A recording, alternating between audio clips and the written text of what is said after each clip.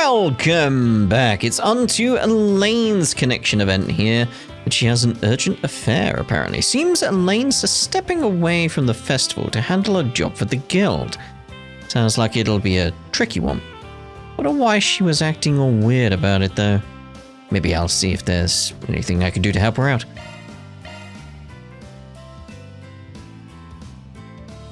Van parted ways with his companion for a short while, even though it was Elaine. He then met up with Elaine. He left Elaine to meet up with Elaine. And then the two went to speak with a prospective client.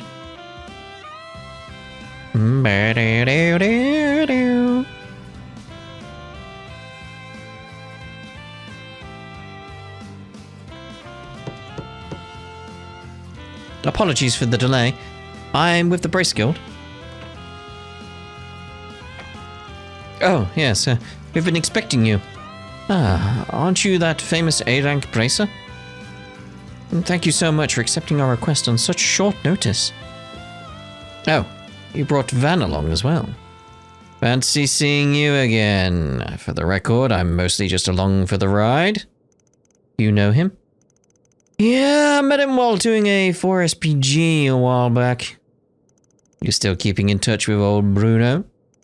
Yes, I consulted him about all this, in fact. Anyway, I feel much better knowing that you're on the case. Let's get down to business, shall we? So you suspect a stalker will crash your wedding today and attack the bride. Do I have that right? You do, yes. Honestly, we're at a loss at what to do. It all began when Dorothy was... Or is it Dorothea? Was kind enough to care for a man who was passed out along the side of the road. She was already engaged at that point, but that didn't stop the man from obsessing over her after the fact. She reached out to the police and the guild several times, but they couldn't do much, as he was careful to remain within the confines of the law.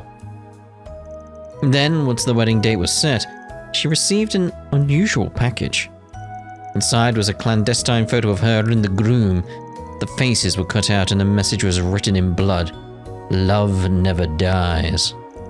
The wedding date was listed as well, even though it had only just been decided on.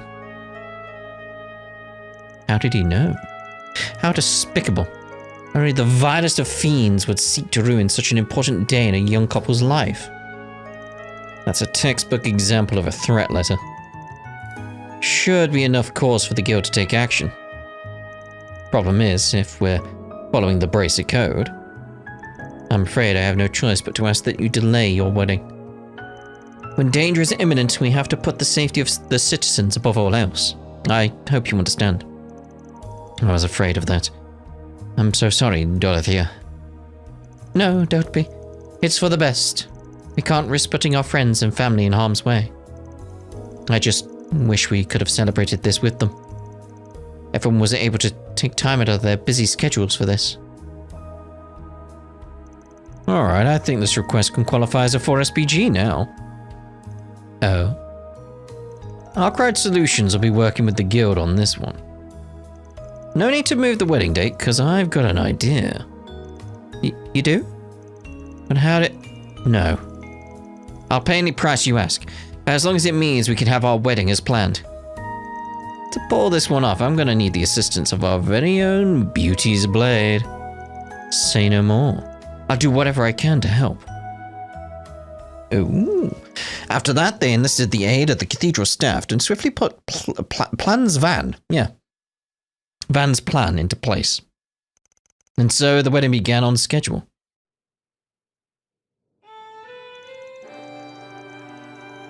Dearly beloved, we are gathered here today before the goddess Adios to join Roderick and Dorothea, that is your name, right, in the bonds of holy matrimony.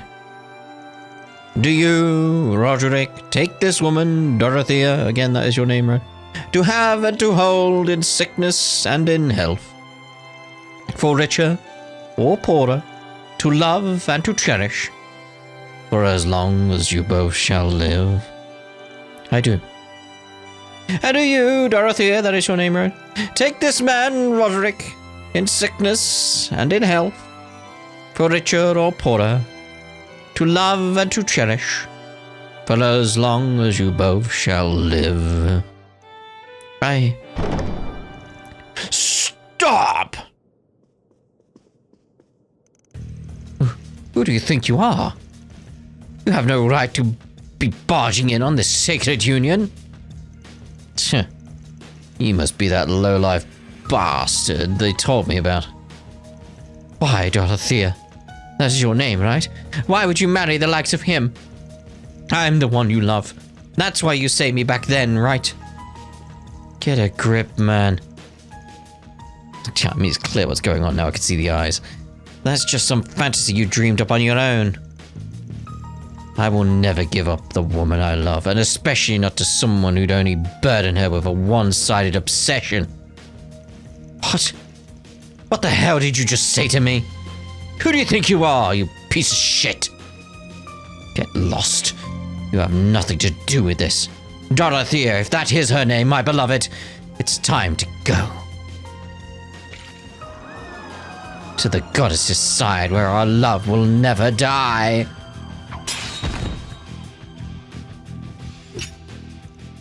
Huh? I must say, I find your unrequited love rather shallow. You couldn't even tell that your beloved was an imposter. What? That's the A-rank bracer. Beauty Splayed? Why is she here? But, hi.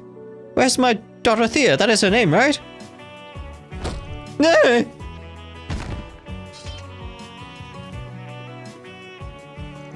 Oh, Roderick. Oh, Dorothea, if that's your name. Everything's going to be alright now. I mean, I started that as a little joke, and then it just kept saying a name over and over again. And it's like, well, I've got to carry it on now. Ordis, the port city. So, what do you all think of our mid-wedding halftime show? A little unprecedented, I know, but hey, there's a first for everything. Our special guest, Elaine Auclair, gave a performance for the ages. All to test the love of our leading lady and man.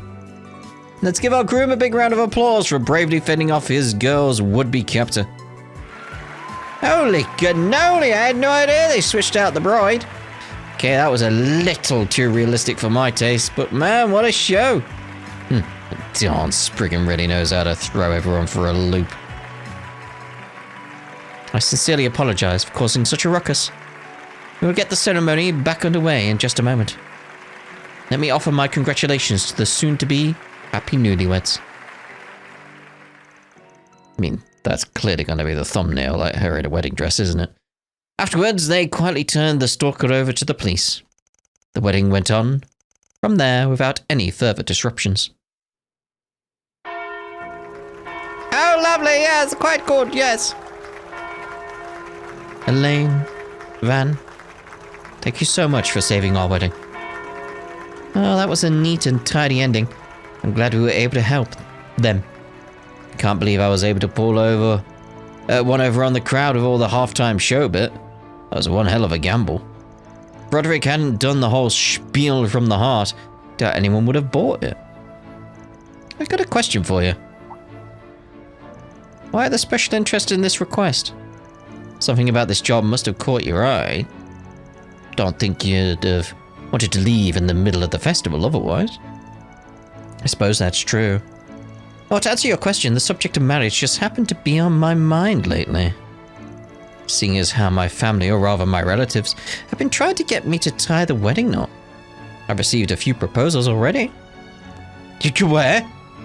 I knew the Quincy company had been hard at work rebuilding the business, but this is the first I'm hearing of this. As you may well know, our family is a long lineage, and many of my relatives are the old-fashioned sort.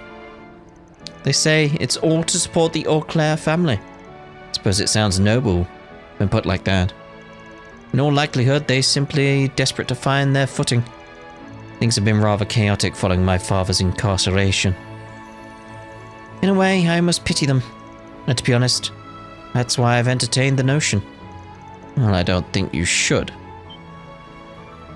I know you're just trying to bear the burden for anyone and everyone like usual. But that ain't your responsibility, alright? Your dad's the one who committed the crime, not you. It's not your job to mop up his mess. You can't fix everything. If you say you can, then that's arrogance talking. Plain and simple. But, you know, that might just be the most hypocritical thing you've ever said. I'm just speaking from experience, that's all. From one burden-bearing person to another. Don't forget why you chose the path you're on. You didn't choose it for your family's sake, and you sure as hell didn't choose it for mine either. You're right. No, in fact, you're exactly right. Oh, and don't worry about those marriage proposals. I turned them all down. Who said I was worried? By the way, you might not want to put this off for too much longer. We're both getting up there in age. Excuse me, I'll have you know I'm only 24. Okay, here we go. And then that is pretty much what she said. Catch it. There you go. Triple dot. Wow, Elaine caught it. Congrats.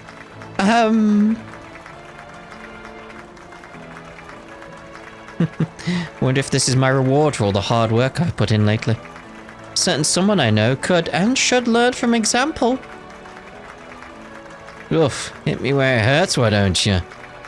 And I'll try and take a few pointers. I like their relationship because again, they're very mature about it, even with the little playfulness going on there. Just, yeah. It's like, it's not that they're not admitting their feelings for each other. It's like, no, they fully are interested in each other. It's just like, we need to resolve this, don't we? It's like, yeah. After that, Van and Elaine left the cathedral behind. And after tying up all the loose ends of the stalker case, they met back up with the rest of their friends. Back when we were students, I always thought this day might come for us. Huh? Oh, it's nothing. Just lost in thought. We're both still walking our own paths, so let's focus on that for now.